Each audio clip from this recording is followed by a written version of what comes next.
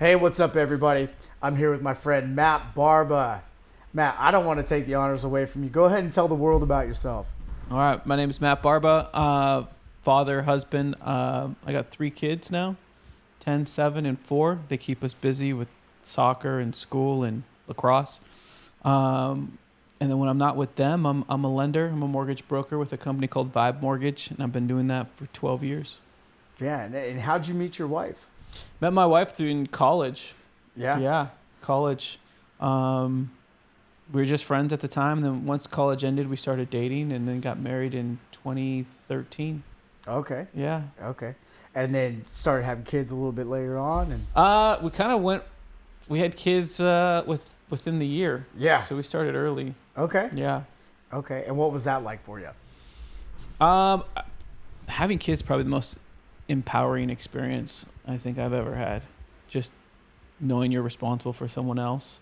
It really pushed me in a way of like getting to where I wanted to go faster. So it gave me a lot of drive. Okay, and where was that? In what sense? Where did you want to go? Oh, just pick up my mortgage business, right? Pick up my mortgage business. Got my real estate broker's license. I got my real estate license in 2011. But after kids, I really just had more milestones and more goals I wanted to hit. So I got my real estate broker's license in 2018 and then just really picked up advising clients, just like the speed, how many more people can I help? Because my window of time with kids is much smaller, right? So just being adamant of being home by like 6 o'clock, right? Making sure I get to the gym at 5 a.m. because I don't have any other time, right? So just that drive on all aspects just moved me faster. 100%. When you have someone you're 100% responsible for, like you said, it can help you get, all right, how do I get to these next goals that I want to hit in a time frame that allows me to still have a family time? And I think a lot of entrepreneurs miss that. Yeah. And say, hey, what are you doing Monday through Sunday from 7 a.m. to 12 p.m. and go, go, go? Where's the reward in that? Right. And it wasn't instantaneous too. It's a process, right? Like in 2020, I was probably working 12 hours a day and miserable. And then I really took a step back and like, what is all this for? Right? Like in 2020 is when I prioritized like the gym and being there by like 6 a.m. at the latest. Because they have to get to school, 7, 8. And then same thing, being home. Like, I don't want to work out at the end of the day. I want to be with them at the end of the day. I want to coach their sports and be there when they get home from school. So just being really intentional with my time. Yeah. It's really important. Did you learn that, or who did you learn that from? Oh, good question. One of my biggest, and I got the pleasure of telling him this just this last year, but one of my friends in 2011 who was in real estate introduced me to this guy named Kevin Sturdivant. I had a case real estate in Costa Mesa. And Kevin would put on trainings once in a while. He would put on coaching sessions, really like introduced me to other mentors that he's had, listen to their books, listen to their podcasts. And then just through social, right? Like watching him live his daily life. He's at the gym by 5 a.m., super intentional with his time and his business and his mission. And so just staying in touch. Every time he rolled out like a coaching course, he wouldn't do it a lot, but I would be sure to attend it and just really focused on being intentional with time, energy, family. And how do you see that working as I'd imagine you're instilling that in your children. And you're helping your wife around with her job. I know she works really hard. Yeah. How are you helping frame their world as they grow up when we're full of distractions? Yeah, that's a good question. We really focus, and again, I learned this from these guys early on in my real estate business, is just manifesting, and your thoughts become your world, right? And so from like the age of 2, we've been teaching our oldest about manifesting and controlling your thoughts and controlling your emotions. And it's cool to see it in like even the smallest things, right? Like, and this is funny. We would play trouble with him at like the age of like 3, 4. and we're like, just think of the number you want. And he smoked us, dude. I think just because being so young and like really believing, you got to get a 6 to get out. And Megan will tell you, he absolutely will still beat us. But his just teaching manifesting, really, that's the coolest thing I think we've seen from him. And he does, like at the age of 10, he kind of beats himself up early and quick on things. And it's like, no, dude, like take a minute, reframe your thoughts, and then go. And you'll see it. Like we see it in the little things too, from the decision making of, hey, I don't have the energy to go to practice today. And then it's like, do you have the energy for other things? And he's like, well, yeah. It's like, well, then you have the energy for practice, right? So just helping him reframe and just thinking like that abundance mindset. Yeah. It's cool to see it when you teach it to young kids, it's cool to see them live it out. Because then it reaffirms like your thoughts, right? That's incredible. Yeah. Like So we haven't got there with our 4-year-old yet. She'll probably be next. But yeah, it's cool to see our 10-year-old like live it out. That's incredible. So he's what, 4th grade? He's in the 5th grade. Oh, 5th grade? Fifth grade, yeah. Okay, very nice. Yeah, when you're speaking about that, me and my fiance were going to Tony Robbins' event in November. I got a brief taste of him at Keller Williams Family Reunion in Vegas in February this last year. And he talks about changing your state, changing your physiology, right? And I can just see your son when you're talking to him. Well, do you have energy for this? Well, then, yeah. Okay, so you have energy for practice. So he has to gear up and get ready to go. I do a lot of that when I walk into the gym. I'm at Iron Mile Fitness, and sometimes I don't want to go. I still go. And then I get there, and I'm like, man, I don't really want to work out hard.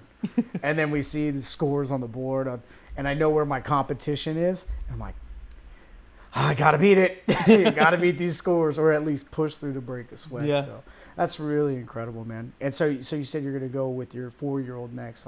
How do you go about introducing the reframing mindset and the manifestation to such a young person?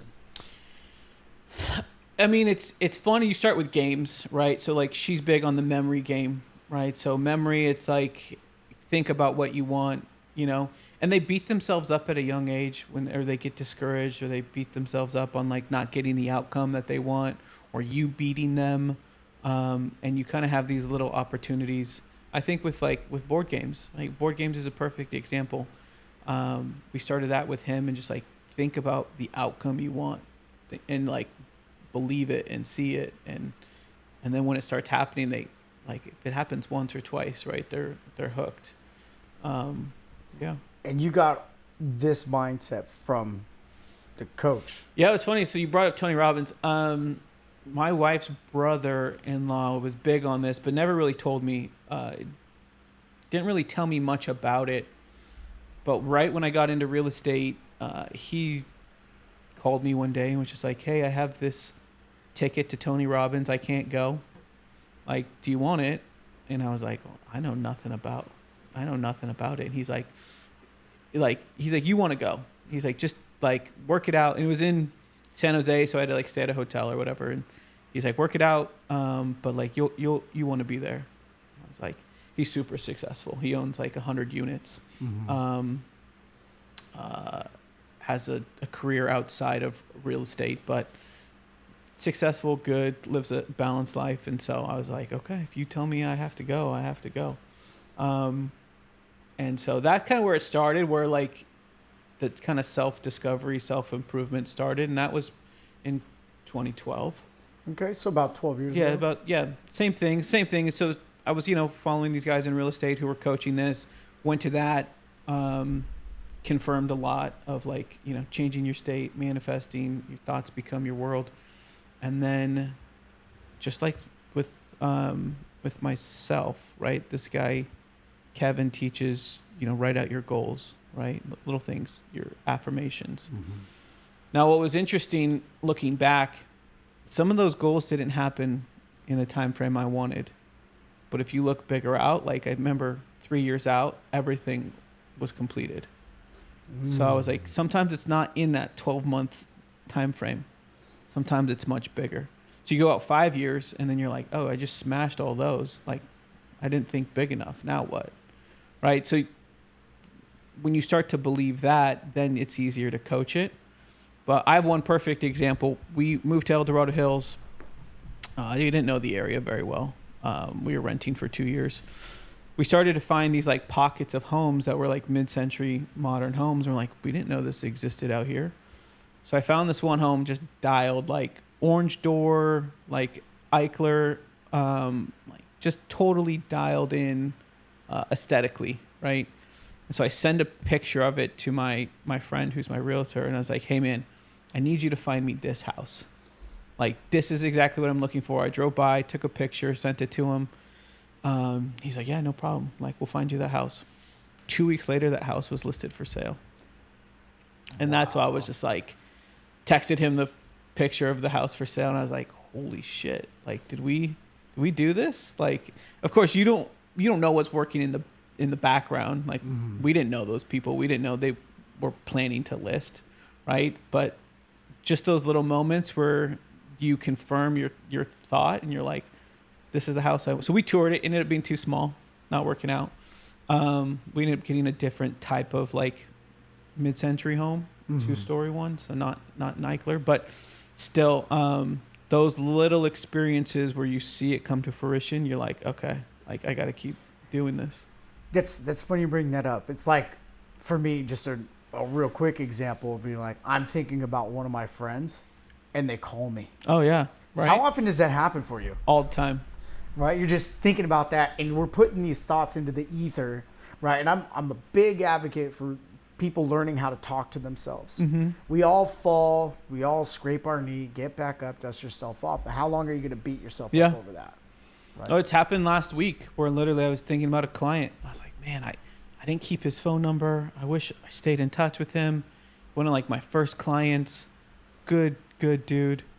Hits me up on Instagram. He's like, dude, I love your content. I've been wanting to reconnect for a while. And I was like, just thought about you today. Like, that's incredible. And he's like, we got on the phone like right then and there, and we're helping him with the loan. But yeah, that especially when you're thinking of someone and they call that same day, you're like, what's going on?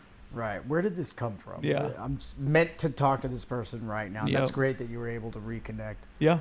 So in your experience with your manifestation, how does that work with communicating with your wife, Megan? And what does she feel about that?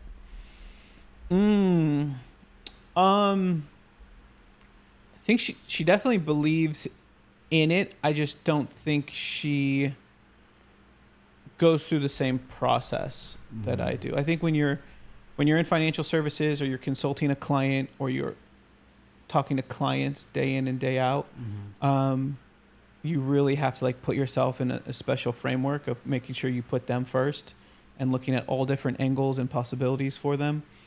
I think it's a little bit different when your job doesn't evolve around that, when you're more like task oriented, right? But she's built different, and I think this is something I'm discovering. Like, her conviction, she can do whatever she wants because like she has that belief, whereas like I have to work myself up there and plan it all out. I have to see the end before I get there.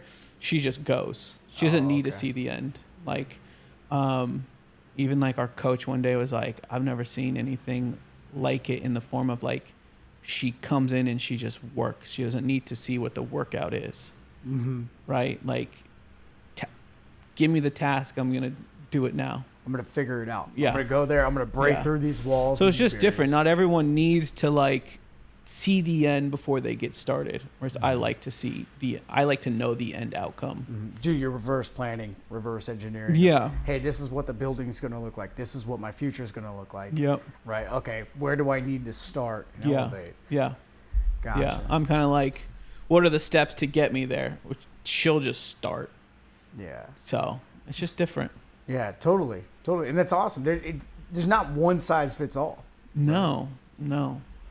So when you're talking about your goals, you said you had written them down, and okay, 3 years you look back and you, accomplish all that. Yeah. I have a personal experience that I like to bring up, and it's when I bought my first house. I wanted to buy a house by the time I was 30. My parents had never owned one, and I was still an electrician. I bought that house, and I had nothing after, no goals. And so I trailed off. How do you keep yourself accountable to your goals, and how do you guys dream those up? That's the hard part, because once you accomplish them and you don't establish new ones, you'll trail off. You'll start to lose what you had. You'll start to lose the edge and the momentum and like the hustle and the passion. So I'm constantly like thinking on a quarterly basis.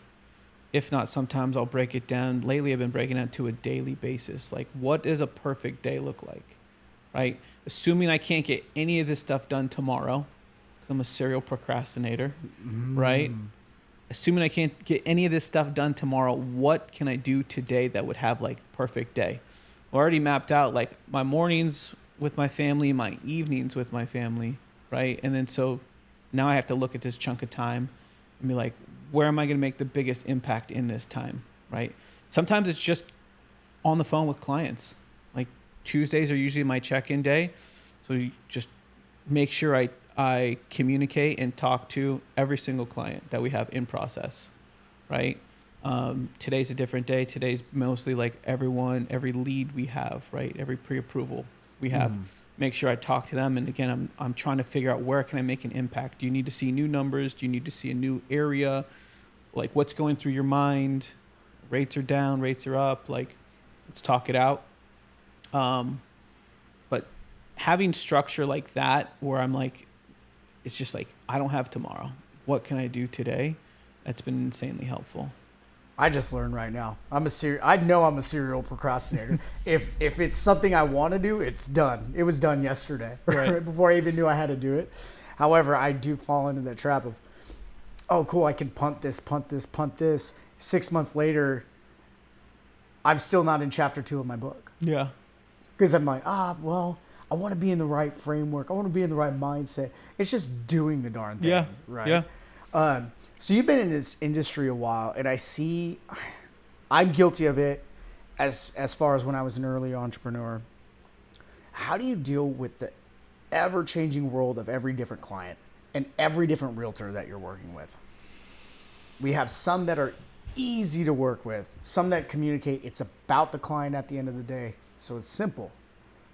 When you have the people flying off the road, I need a pre-approval now, or hey, what's going on with this financing? Why can't we get the clear to close out? Right? Mm-hmm. How do you work around so many different variables of people?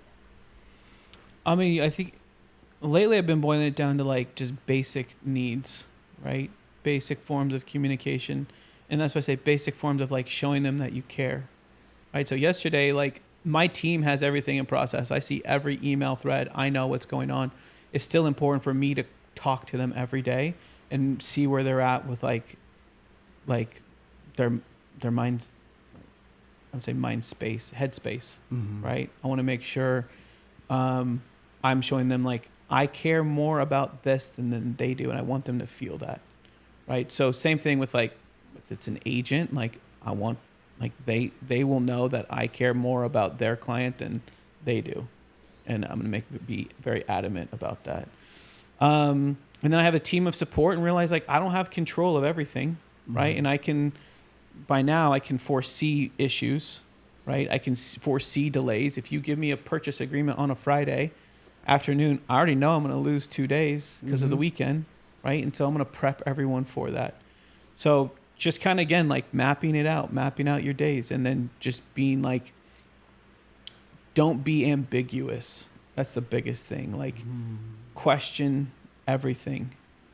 Make sure that they are asking you the right questions or answering questions that they haven't asked you yet, right? But just being really intentional with like caring about the end outcome, and then making sure that like, even if the call is for 5 minutes, making sure you have the call and making sure like you're listening for like what questions they're not asking, right? And so, yeah. That's really it for me is knowing like their basic needs of showing them that we care. Where did you, I just hear it from you, just knowing you two and hearing your conviction. You have a servant's heart.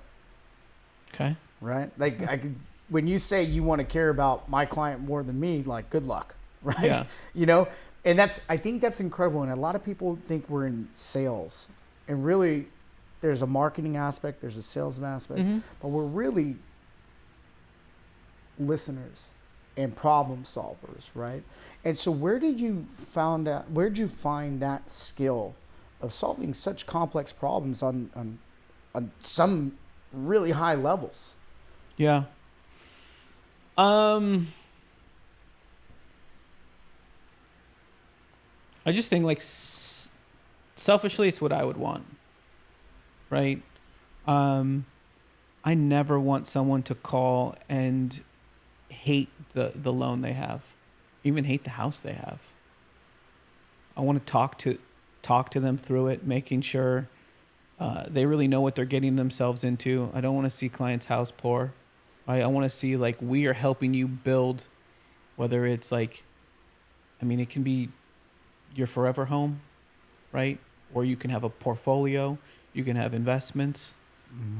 But I think it's the big thing is like reputation is a big part of it. Like, and someone like, I think it was my media guy was like, if you left the industry, what do you want people to know about you? Like if you left today, and it's like, he did no wrong to any of his clients. They actually left in a better position when he was done with them. And that's kind of like, we try to speak that into our content, right? So trying to get that message across. But yeah, if I were to leave the business today, it's like something I think about. What do I want people to remember me by? And what is that? And it's that they left in a better position than when they came in, right? The other thing is too is like we're an advocate for just owning assets. I call real estate hard assets, right? Owning hard assets, you have options, right? If something were to go wrong in your life, you have equity to pull from, you have appreciation to gain.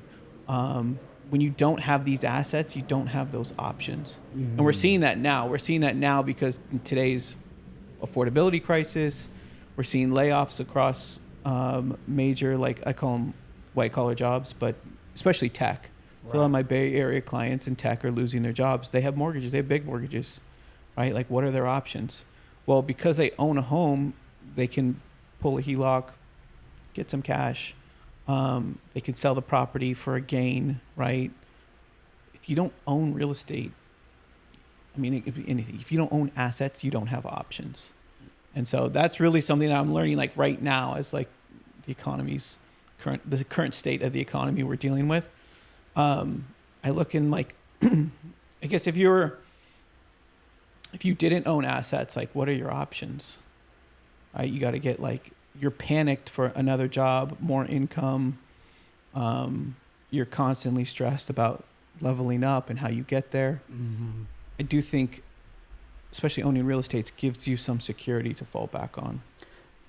100%. I totally agree with that. I think of the word stability, right? Yes, the world can be chaotic. However, if you have a hard asset where if some unforsaken thing pops up in your life, whether it's a death, a job loss, something, you have the ability to not necessarily recover, right?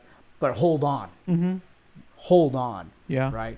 And if you're renting or if you don't have, liquid assets, but you have a hard asset in the house, right? You have some form of stability, some comfort, that reserve state, the backdrop, right? Where do we go? Yeah. And I find that really valuable in your content that you post, right? I really love what you put out there, right? Thanks. And if you don't follow Matt, how do we follow you on Instagram? Yeah, it's just my name. It's the Matt Barba on Instagram. Yeah, we'll make sure you're tagged in all of these too, man. But if you want to know about the current state of the financial world on the lending side, Matt is an amazing follow.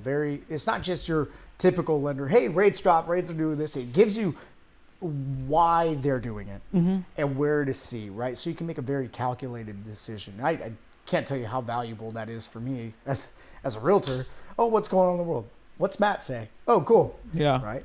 And piecing it together with other information, of course. Yeah. I mean, rates is just the thing that we have the most in common. It's like, you know, in real estate, if you're selling houses, we all have houses to sell, right? Mm-hmm. So what makes you different is the messaging and the experience you have behind that, what you do. And so, yeah, with our content, it's really stems from that. Like I made content for a couple years, took a break, got one of my friends has a media agency, and he really put me through some like exercises where it was really getting down to like, what do you stand for? What do you want people to know? You know, how does your messaging make people feel? And not just like I don't think you'll have any of my content where it's like why you should buy now. Because it's not, it's subjective. You should buy when you're ready. When it's right for you. When it's right for you. And so none of my content, you really like, I don't introduce myself. I don't really have a call to action. It's really just giving you enough information, empowering you to ask a question. That's another great piece that I think too. You're not selling anything. It's not a click here and get more info, right? You always have that option. Yeah. There's always that option. However, like you said, there's no call to action. I think it's really peaceful in such a world where we have the distractions we're such a consumer society. That's why our debt is through the freaking roof. And unless we get a hold on that, there might be some trouble ahead. Yeah. Right? Yeah. I'm curious, man, because I think everybody can see it right now. Calm, cool, collected demeanor. I can tell internally there's an unseen drive, right, to create this legacy. Where does that come from in your world? I haven't pinpointed it yet. I mean, more people have pointed out lately, just through like whether it's workouts. Same thing. I'm the same way in the gym, right? Through workouts and work, it's just I'm never satisfied, and I don't know if that's a blessing or a curse. I'm content, but I'm never satisfied. Like, even when I've hit like whatever awards or statuses within companies I've worked for, as soon as it was over, I didn't care. I was on to like what's bigger and better. I still feel that way now too. Now it's like in the times we have, I still want to see how many people we can advise. And again, sometimes we advise them not to buy. It's just not right. They could have everything ready, but like if they don't know like, you know, where they want to be in a year, like real estate you should really own for at least 7-10 years, right? But if you're like, I'm going to take this new job across the country, well, you're going to lose money if you purchase something, right? Unless it rents out or you're going to rent it out. But if you're going to try to sell it in 2 years, invest in something else. Yeah, maybe that's not the right asset. Maybe it's not a single family home. Correct. Maybe it's a multi-family where you can supplement that income and make sure it's rented out as you take the job, right? Or you move your family, or you go experience. Maybe you take a year sabbatical, whatever it is, right? Exactly. Yeah, it's that. But it's again, same thing. It goes back to like, what's the end? What's the end goal? How do we get you there? How do we help you there? And do you know everything that's going to come up along the way, right? I've heard this before. It's like also knowing your worst possible outcome, right? Going into it, and then planning, like just knowing and planning around that. Like, okay, if this happens, I'll do this. Okay, cool. Then we can adjust along the way. Right. You're playing 3D chess over here, and I see a lot of people in our industry, realtors and lenders alike, where it's just, hey, move these pieces a little bit here and there, right? Playing checkers more. Yeah, we've seen it too, where we've helped someone like one of my first clients, like she scraped in with $60K, which was 10% of a house in Oakland. 12 years later, she owns like a $1.5 million house. She's owned 7 houses. She's paid off her student loans with equity from one of the houses. 60K into like 1.5 million in 12 years. Awesome. Like when you have results, or you've seen results like that, we've had clients who've like taken out HELOCs to do a side business. Side business blew up bigger than their primary job, and now this is like a full flourishing like business where now their primary job is just like supplemental income. Vacation money. Yeah. Right. Maybe it's the 401k aspect and some healthcare. Yeah. Right. Hey, Yeah, let's cover those costs. Right. Exactly. Yeah. We see that, and it is phenomenal to see. What I love about our industry is the opportunity to meet and touch so many people and help them. And like you said, your legacy is making sure that every client that you've ever worked with, if you were to leave today, they left off in a better state than when they first met you. Yeah. Right. Yeah. I think that's huge. And we're in a service industry. Right? Yeah. 100%. Yeah. Yeah. I have a client right now. We'll probably list this house in about 4 or 5 weeks up in Yuba City. And he did the same thing. He was, hey, I bought this house. I made 150 on this. I bought another one, made 300 on that. Boom, boom, boom. Owns his house outright and will go buy his next home with cash. And he's retired. And he's, hey, I'm cool, man. I don't need much. I don't want to have a mortgage. And he built it through real estate. Mm-hmm. You know, it's pretty remarkable to see. How did you stumble into the industry? Oh, that's a good.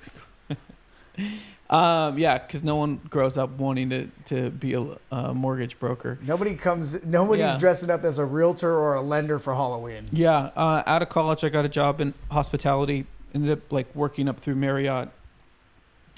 Became a restaurant manager. And then while I was there, I was, was kind of assessing the situation. My managers were like 10 years older than me. We got paid nearly the same, and like they just seemed miserable. Like they just seemed so miserable. And I just saw like hospitality has a ceiling on income, right? Especially if you're in like the restaurant management side. There's not really much, like there's not a lot to go up on the income scale if you're already a manager. One of my friends was in valet. He was like the valet manager. He got his real estate license and he was doing well. He was still doing valet, but he was still like, he was selling homes. So he got me interested, and he's kind of same thing. Law of attraction, abundance mindset early on, was kind of coaching me into it. I was like, dude, you got to get licensed. So in my free time, I got licensed. I worked for like one residential agent for like a day. She would kind of, she was a flake. She just pick and choose the day she came into the office. And I was like, I came from like a 9 to 5 and I worked nights and weekends. So I wanted to like put in the hours. So I ended up going into commercial real estate. Oddly enough, same thing as like that law of attraction. I was looking for a job, looked a company up on Craigslist, ended up knowing 2 of the guys working there from college. And so it was like a shoe in. They're like, they were hiring for an intern. I interned for, it was a multifamily brokerage out of San Francisco. And then they brought me on within 3 months. So I was there for 2 years. And because we were so small, and it was like 2012, 2013, like multifamily real estate wasn't hot. All these investors, just came out of foreclosures and short sales, and getting financing was really hard for them. Long story short, that company dissolved. Everyone kind of went their separate ways. And my wife's father was like, if you can analyze a property, you can analyze personal income. So he brought me into his mortgage brokerage, had me cold calling. And at the time I was like, I wanted to stay in real estate, but I didn't know anything about the loan side. I didn't know anything about finance. And I was like, this isn't going to hurt me. Like, this is a part of the job. I should at least know it. Like, I'll just take it until I find something else. I didn't find anything else. I was still here. Yeah. So yeah, he brought me in. He taught me everything, like the basics, the fundamentals, helped me get licensed. Cold calls. It was 2012, 2013. There was still some like recovery refis to be done where people were coming out of hardship or they're coming out of their loan modifications. So really just kind of cold called and pitched rates over the phone. He would close them. And then I wanted more. I was working from home. I wanted more. I wanted to be more immersed in like the mortgage banker culture. So I went to work for a bank right after that. Okay. And then, owned my own brokerage, 2019 to 2023, and then a group of friends created a company called Vibe. Yep. And so I joined with them 9 months ago. Very nice. Yeah. And you guys moved from the lovely Bay Area Yeah. over here to lovely El Dorado Hills, man. Yeah. What was that like? Because you guys have 3 kids. You're moving over this direction. Don't know much about the area. How did you and Megan work through that decision and ultimately decide to be here? That was Megan's decision. Okay. I think I just had to jump on board. Looking back, I mean, we say this a lot. Looking back, we wish we moved sooner, right? We thought we had everything set up in the Bay. It was, working remote was like kind of a thing, but not really, like, especially in real estate. Like, it was a lot of face-to-face meetings. I still remember meeting a lot of my clients face-to-face. They'd come into the office. They'd sign paperwork. But then we went, like, with COVID, we just went so remote, and no one really expected to see each other. No one wanted to see each other. Mm-hmm. Her sister moved out to El Dorado Hills in 2017. She was kind of pitching me, like, we should really look into this and move up here. I've never really left the Bay. I don't know anything other than the Bay Area. Mm-hmm. So it was harder for me to get on board. And then when COVID hit, I was like, oh, man, here's your shot. We had 3 kids in a 1,200 square foot townhouse. And so we just toyed with the idea, going back and forth. And again, once COVID hit, we came up, we visited. And then, like, her sister definitely encouraged us. We talked to a property manager. They had 3 properties. The first day we visited, we signed a lease. Wow. And we were here in 30 days. So it was quick. Yeah. It was quick. We knew we liked the house we rented, We rented in Serrano. I mean, it was a 5-bedroom. It was just under 3,000 square feet. So Gets for us, doubled the space, over doubled the space. It felt massive. It felt cool. Had a home office, 2 living rooms. Like, those houses are huge. Yeah. Right. So, I mean, it was a cool experience. And again, same thing with COVID. Like, you do the same. When you have kids, it's the same thing. You go to the park, you get coffee, you go to the farmer's market. Your life doesn't really change. At the time we had a 6-month-old, so we weren't going out. Right. So it's been an easy transition because of the kids. Same thing, like with kid activities in school, and our lives don't really change. Like, it was hard navigating. Like, I used Google Maps for 3 years, like, religiously, like, to go to the grocery store and back, Yeah. That was tough. It was just not knowing. And then the way things worked out, we've had over a dozen friends move to the area, whether it's Roseville, downtown Sac, El Dorado Hills, Cameron Park, Shingle Springs. Mm-hmm. Just the influx and more friends. We have friends in Rockland. It's been, we feel like we've been spoiled in the sense, like, we haven't had to go make new friends. We've enjoyed the process of making new friends and meeting new people, but her parents came a month after ours. Mm-hmm. My brother moved to Roseville. So yeah, we feel like grateful and spoiled that we have such a huge network. Her best friend moved to El Dorado Hills. Mm-hmm. My best friend moved to Folsom. So again, like, we feel super blessed in that aspect. So you had the influx of the family and friends come down, follow you guys, and make sure you have that support. Yeah, and then we've, again, just acquaintances have moved up. We just ran into someone from my high school over the weekend who moved up same time. We just never crossed paths. Mm-hmm. So yeah, it's been good. Love it, man. Yeah. I love hearing that. There's a lot of people that live in the fear mindset of, well, if I move, I'm going to lose everything, or I'm going to lose people, or I'm going to do this. And in your situation, you didn't necessarily lose people or anything like that. People kind of came and followed you. But like you said, you just plug and play. Hey, we're moving our family over here. This is what it's going to look like. And, not a lot of people are willing to make that step. And I'm super happy that you did. Yeah, I mean, that's the one thing I say. When we should have moved sooner, it's like you gain so much more. You still FaceTime and Zoom and talk to everyone in the Bay. You might not see them as much, but you also gain a lot more from moving and meeting new people and a new way of life. Like El Dorado Hills, I mean, we do the same activities, but we just have them at your fingertips. Like you want to go mountain bike riding or paddle boarding or to the lake or fishing, like you don't go more than 10 minutes. Like, and yeah, we could do all that stuff in the Bay Area. Just took longer to do it. Yeah. Right. So again, if you're into that and you have kids who enjoy being outside, like to have that access so quickly has been like the best part. We bought paddle boards like our first weekend. We moved here, and then our kids have them now. We go out on Lake Natomas, and that's just stuff we never would have done before. And we have friends who do it with us, and it's fun. Love it, man. Yeah. Love it. And back to their goals. So as an entrepreneur, if you're planning for 2025 in December or January, you're way late. I know I'm getting ready to sit down with my fiance, sit down with myself and my coaches and talk about what's next for 2025. Yeah. When are you doing that, and what do you think those goals are going to look like?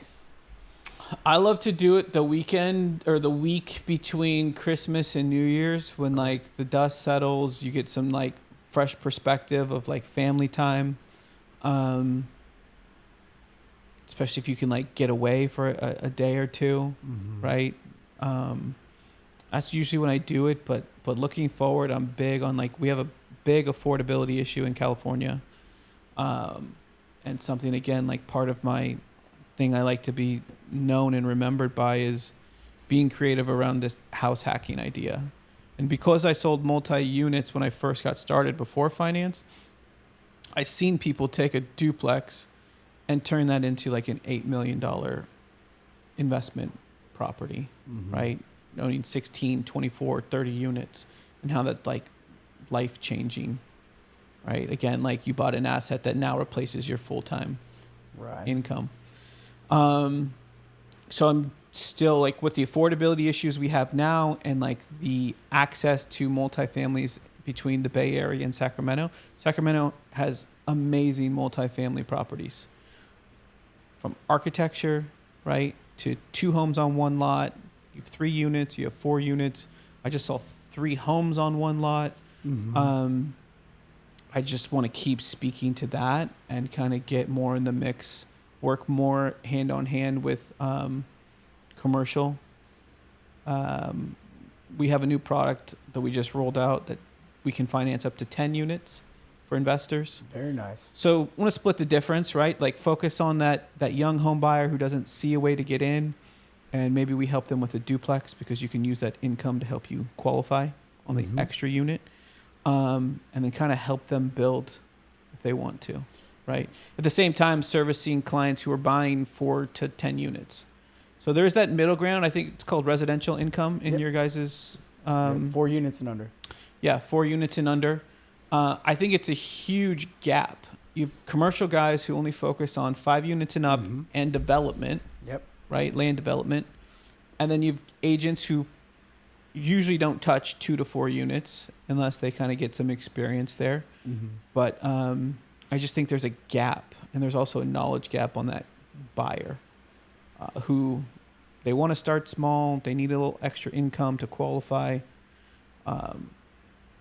2 to 4 units, I think, is a great way. On the lending side, it's getting easier to do those loans too and get people qualified for those loans. So I just think there's a great opportunity, and there's also a knowledge gap there. So like going into the new year, that's where I'm going to like spend a lot more time focused on those buyers, those clients, that property type, just because of like just the abundance of them. There's some markets that don't offer multi-units. Like my friend's in Reno. He's like, we have commercial stuff, but you don't see a lot of like 2 and 4 unit properties here. Where I'm like, between Sacramento, the Bay Area, and even Southern California, there's a ton of opportunity. I totally believe in that as well, being an investor myself.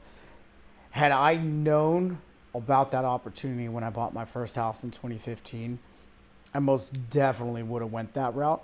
I tied up my VA and it's locked in at 2.25. I'm not touching that, right? I'm not touching the golden goose, right? Open 2 businesses on it, right? Yeah. Do a lot of stuff on that.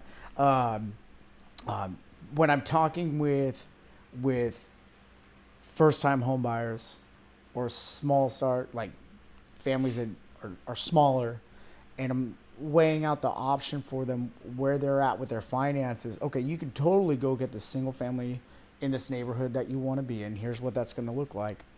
Hey, by the way, with my investment experience, we have this option. If I'm not sure if it's for you. Mm-hmm. However, when you look at long-term gain on the appreciating asset, rental income, subsidizing income, right? Like the long-term play is probably the best bet. It's not for everybody. Not For everybody sure. wants to deal with that, right? They're talking about California tenants' rights. However, when you're focused on that part, you're missing the opportunity. In my opinion, and it's not for everybody, but Yeah, that's a big piece too. Is like when we were ready to buy, we already had an 18-month-old, right? And so I pitched it hard. And again, based on like some areas of the Bay Area, not every area offers duplexes, right? And so I pitched it, my wife was like, no. Like I don't want to manage a tenant. I don't want a tenant to be so close to my kids that I don't know about. And so, yeah, it's not for everybody. Right. But for the ones who want to build investment property, it's a great option. Totally agree, man. Totally agree. And I'd love to go down deeper on that another time with you, right? Because I think we have a lot of great resources and knowledge about that type of purchase. Yeah. That we can help a lot of people. Absolutely. Yeah. I'm curious, man. What book did you read that you recommend everyone read that changed your life or opened the eyes to some different things? I mean, I go with the classic. I've got 2, but the first one would be Think and Grow Rich. Just again, like whatever you think about comes to fruition, and if you truly believe it, it might not be in the time you need it to or want it to, but I think if you zoom out and you keep going, it will. And then there's another one, Leaders Eat Last. No one really talks about this book by Simon Sinek. Simon's great. Yeah, he wrote this book on leadership and basically how to identify leaders and what characterizes a leader and a good leader versus a bad leader. And so from there, as you go through life and you have people leading you, you can pick up on like the cues from the book, like where they rank on like a leadership scale. So it's been interesting to like, you can evaluate the people leading you if you know this system. So that one was pretty awesome. I'm itching to read it now. I want to jump out of my seat. I didn't even, when you said leaders eat last, right? That's from my military background. It's like, how do we operate? We make sure our soldiers are taken care of first, right? And I was one of those soldiers that ate first, right? That's a huge part of the book. Yeah. That's a huge part of the book is the military, and that's why it was named that way.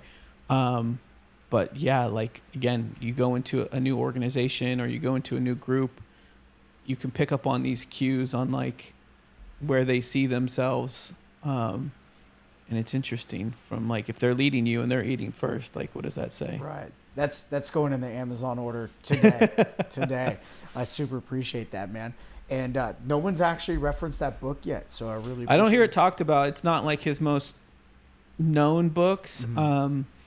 But like if you're in a big company or you're in any sort of organization, it's really helpful to identify like leadership qualities. Wonderful. I'm going to check that out. Yeah. And last question for you, brother. Thank you so much for coming on today and being intentional with your time to spend it with me. Yeah. You know, I really appreciate that. And what's one piece of advice you give anybody in the world today? One piece of advice. That's a good question.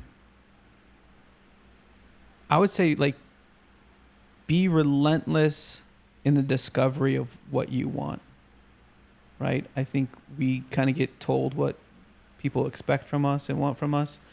And I see this a lot with my clients when you're like, what do you want? And you're like, oh, I don't know. I want you to tell me what I can do. And it's like, I can tell you to do lots of things, right? But you have to know to your core, like what's important to you. And I do think it takes time to discover that. And it's easy to brush off because you can be put on someone else's agenda, right? And so that's why I say the relentless discovery, because you have to really carve out time or someone's going to take it, right? And so that's it. Just like discover what you want and then act. So be relentless. Yeah, discovering what you want. Yeah. I love that, man. Thank you so much for your time, brother. We'll Dude, see you awesome. again soon, huh? Yeah. All right.